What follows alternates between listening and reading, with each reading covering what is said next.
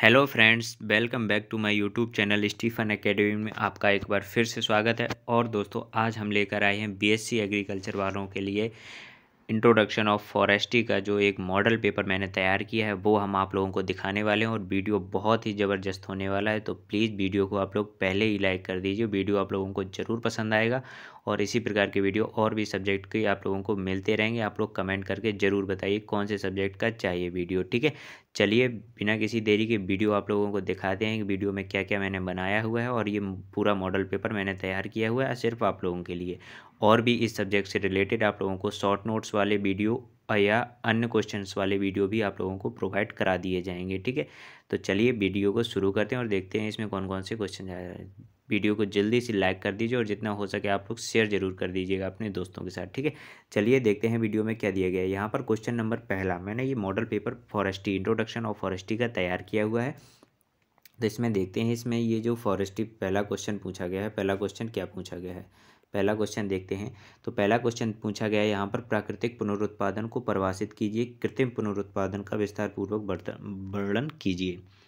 पुनरुत्पादन मतलब रीजनरेशन आपका दो प्रकार से होता है, नेचुरल और आर्टिफिशियल, मतलब प्राकृतिक और कृत्रिम प्रकार से होता है। इसमें पूछा गया है क्वेश्चन आप लोगों के ऐसे ही पेपर में पूछे जाने, इसी प्रकार से मैंने इसलिए ये क्वेश्चन आप लोगों के लिए बनाए हुए हैं, ठीक है। तो चलिए देखते हैं इसमें क्या पूछा गया है। प्राकृतिक पुनरुत्पादन मतलब प्राकृतिक पुनरुत्पादन की परिभाषा कीजिए तथा कृत्रिम पुनरुत्पादन का विस्तार से वर्णन कीजिए।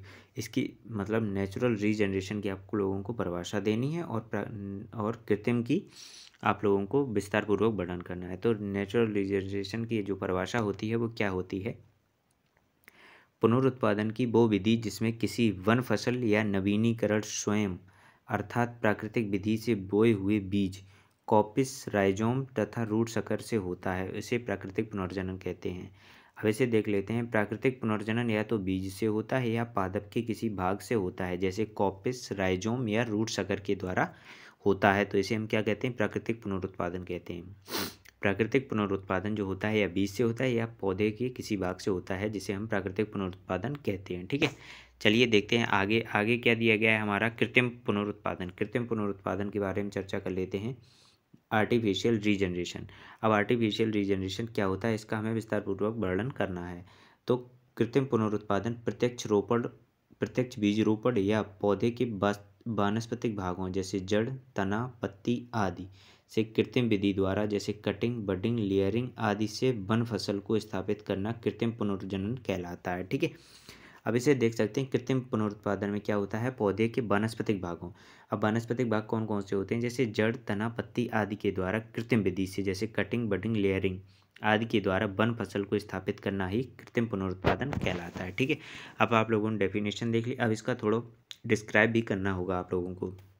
यहाँ पर इसकी विधियाँ पूछी गई, तो कृत्रिम पुनर्जनन की विधियाँ कौन कौन सी हैं, दो दी गई हैं। नंबर 1 पर सीड प्रोपोगेशन और नंबर 2 पर वेजिटेटिव प्रोपोगेशन। सीड प्रोपोगेशन मतलब बीज द्वारा पुनरुत्पादन तथा वेजिटेटिव प्रोपोगेशन मतलब आपको पौधे के किसी के वानस्पतिक भागों द्वारा किया जाता है, ठीक है। अब पौधे के वानस्पतिक भागों द्वारा कौन कौन सी विधियाँ होती हैं उसके बारे में बात कर लेते हैं। उन विधियों के बारे में आप लोगों को लिखना होगा, थोड़ा थोड़ा आप लोग लिख सकते हैं एग्जाम में। मैंने यहाँ पर ज़्यादा नहीं किया क्योंकि नहीं तो आप लोगों के लिए मॉडल पेपर बहुत बड़ा हो जाता वीडियो, ठीक है। तो इसलिए आप लोग यहाँ पर लिख सकते हैं, जैसे बाई बडिंग यहाँ पर पहला दिया गया है, बाई बडिंग। बडिंग के द्वारा कर सकते हैं वेजिटेटिव प्रोपोगेशन, ठीक है। और ग्राफ्टिंग के द्वारा। अब बडिंग, ग्राफ्टिंग और लेयरिंग ये जो दी गई, इनमें आप लोग दो दो तीन तीन लाइनें अगर डिस्क्राइब करना चाहते हैं तो लिख सकते हैं। जैसे बड़े क्वेश्चंस में पूछा जाता है 6 या 8 नंबर में, तो ठीक है। अगर छोटे में पूछा जाता है तो आप इसी प्रकार लिख सकते हैं 3 या 4 नंबर में, ठीक है। तो by grafting, by cutting and by layering यहाँ पे दिया गया, by budding and by tissue culture के द्वारा ये सब किस में आते हैं, वेजिटेटिव प्रोपोगेशन में आते हैं हमारे, ठीक है। अब जो कृत्रिम पुनरुत्पादन होता है, इसके उद्देश्य क्या होते हैं, पुनरुत्पादन करने के उद्देश्य क्या क्या होते हैं, उन उद्देश्यों को भी बताया गया है। तो इसको डिस्क्राइब करना था तो पूरा ही लिखना पड़ेगा आप लोगों को। अब यहाँ पर पहले नंबर पे क्या दिया गया है देखते हैं।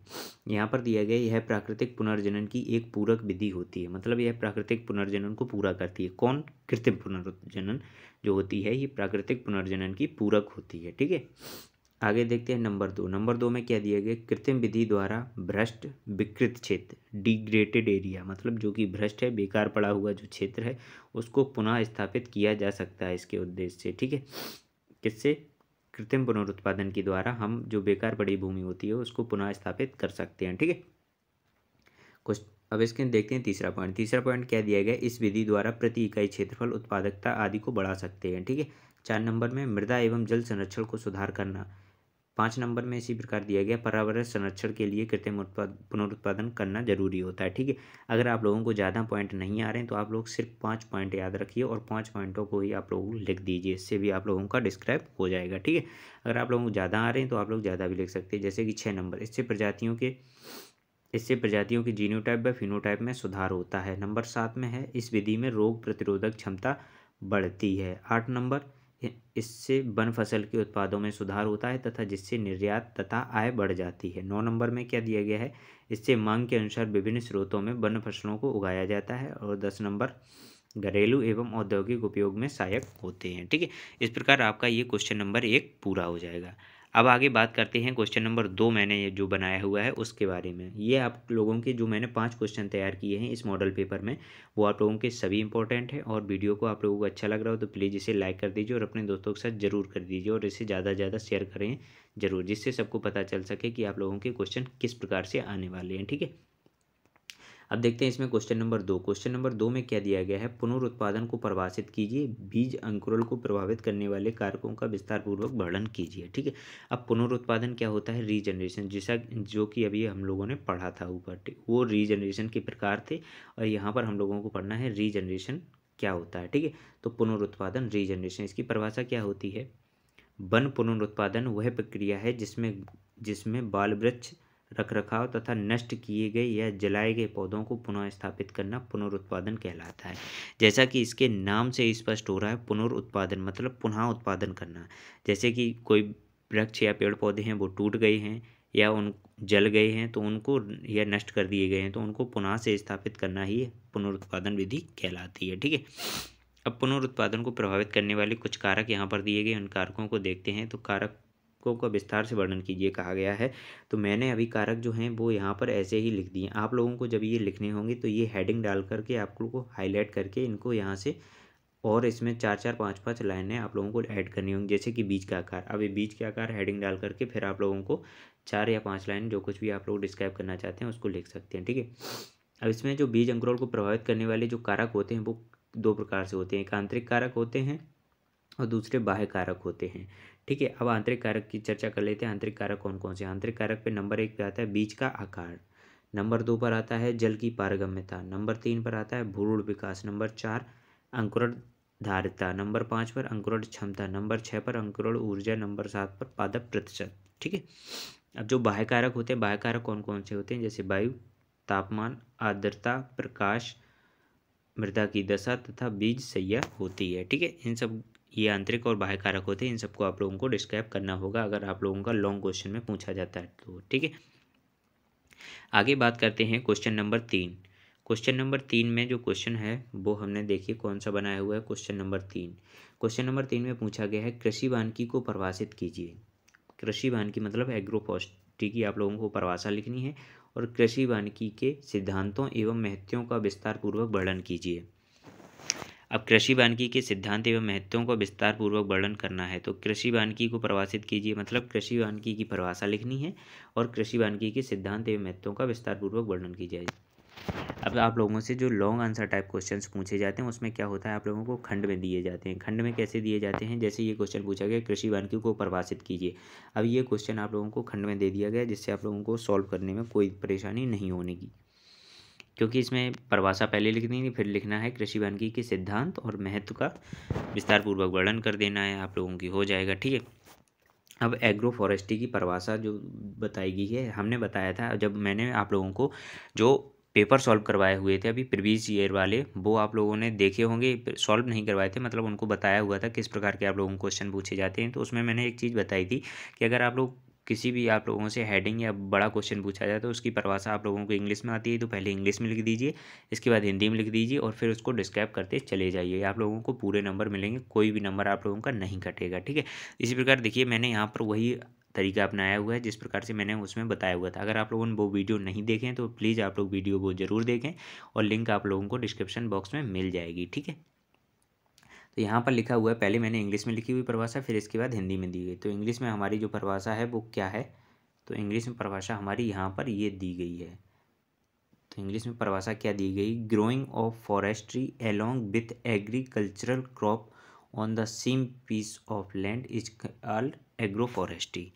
तो इसे कहा जाता है, इसे क्या कहा गया, अब इसकी परिभाषा हिंदी में दी गई है, कृषि फसलों तथा वन फसलों को एक ही भूमि पर साथ साथ उगाना ही कृषि वानिकी कहलाता है। ठीक है, क्या होता है, कृषि फसलों तथा वन फसलों को एक ही भूमि पर साथ साथ उगाना क्या कहलाता है, कृषि वानिकी कहलाता है। अब ये तो आप लोगों की सिंपल सी परिभाषा हो गई। अब देखते हैं जो कुछ वैज्ञानिकों ने परिभाषा दी है, जैसे कि ग्रॉस स्कॉच के द्वारा जो परिभाषा दी गई है वो कौन सी परिभाषा दी गई है।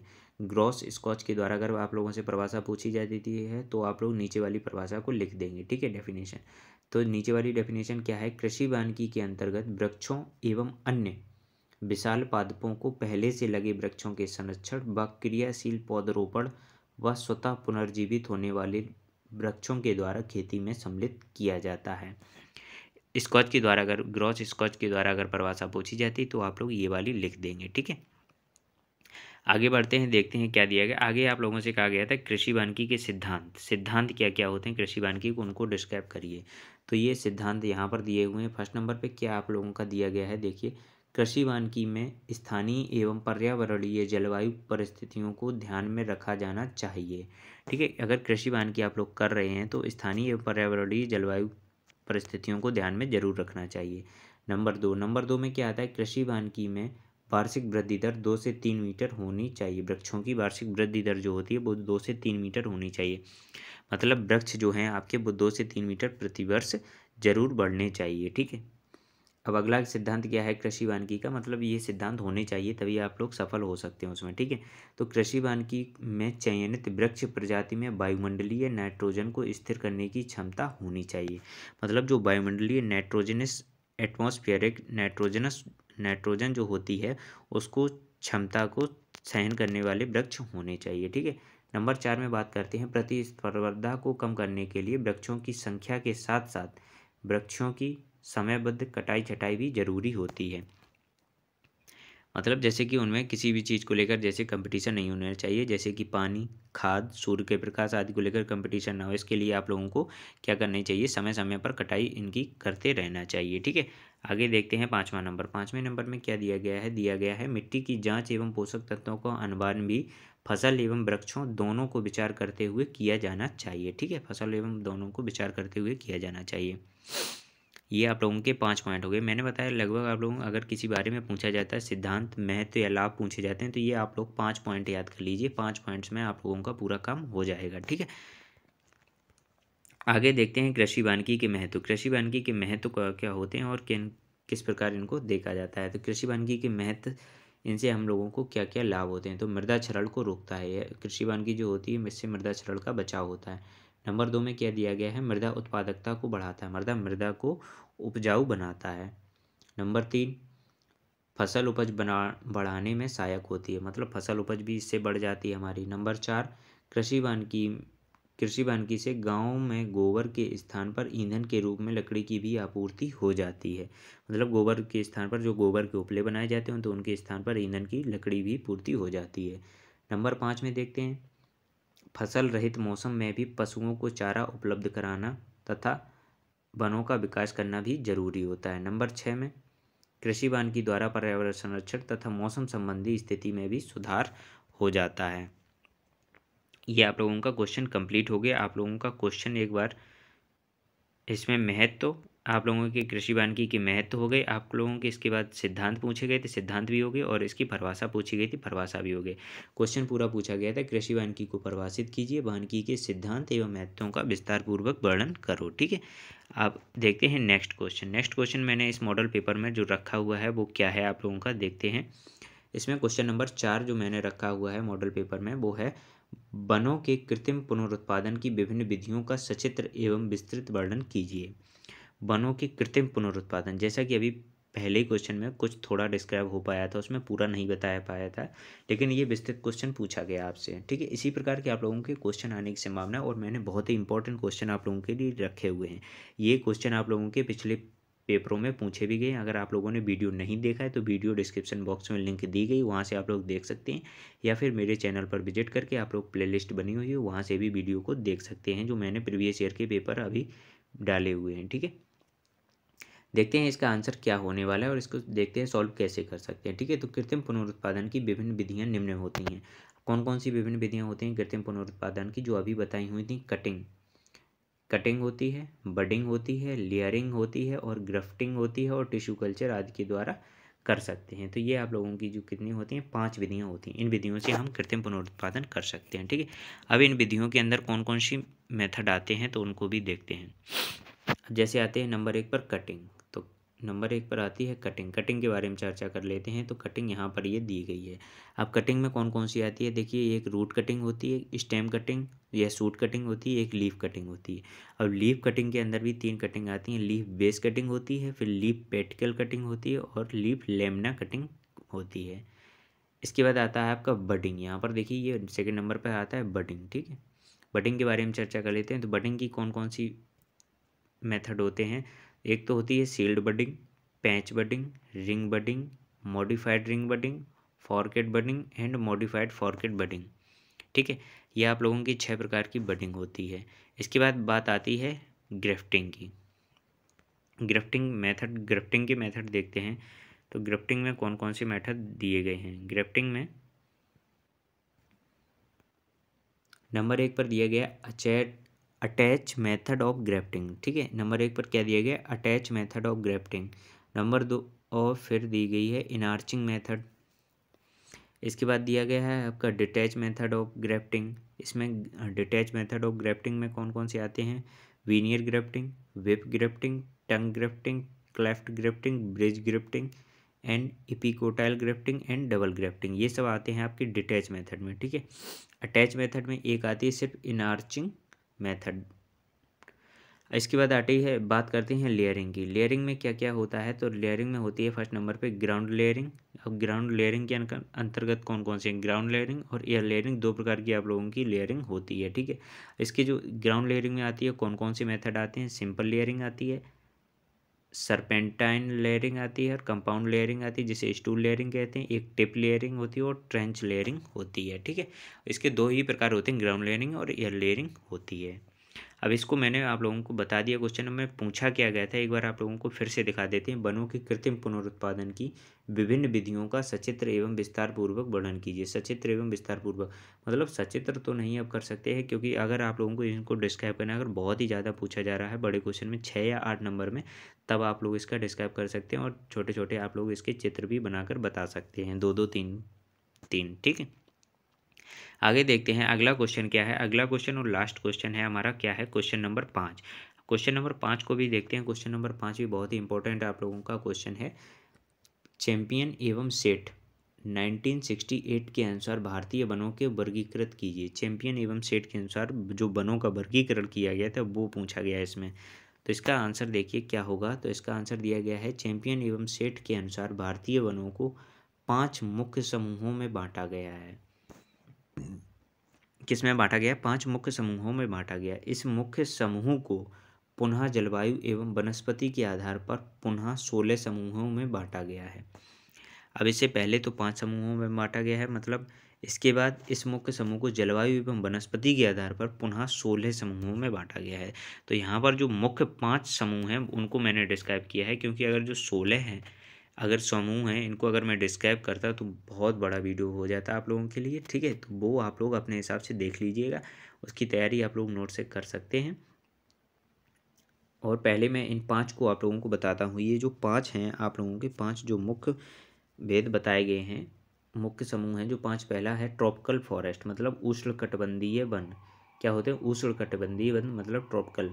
नंबर 2 सब ट्रॉपिकल माउंटेन फॉरेस्ट होते हैं। ठीक है, सब ट्रॉपिकल आपके होते हैं माउंटेन फॉरेस्ट कहे जाते हैं।